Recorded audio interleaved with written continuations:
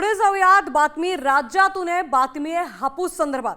सावंतवाडीच्या बाजारपेठेत हापूस आणि पायरी आंबा दाखल झालाय, मात्र उत्पादन केवळ 10% असल्यानं आवक घटली आहे। हापूसचे दर हे 1600 ते 3500 रुपये डझन आहेत।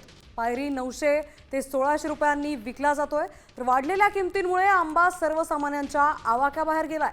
पर्यटकही दर ऐकून अवाक झालेत।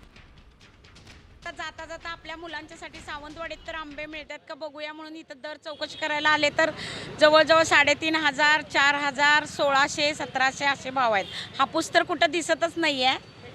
बंदराला नारळ स्वस्त आहे असं म्हणतात, परंतु नेमके आंबे इथंच महाग आहेत आणि इथं मार्केटमध्ये आंबाच नाही आहे। म्हणजे सर्वसामान्य तर खाऊच शकणार नाही। आमच्यासारख्यांनी खायचं म्हटलं तरी सुद्धा 3500-4000 दर आहे। मी कोल्हापूरहून आले। सावंतवाडी बाजारपेठमध्ये आता आंब्याची चौकशी करायला आली आहे।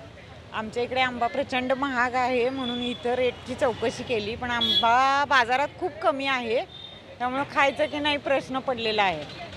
1600, 1700, 1800, 2000पर्यंत रेट आहे आणि कोल्हापूरला तर 3500 रुपये रेट आहे डझनचा। आणि आंब्याची ह्यावर्षी आवक कमी असल्यामुळं खूप प्रॉब्लेम झाला आहे आंबा प्रेमींना।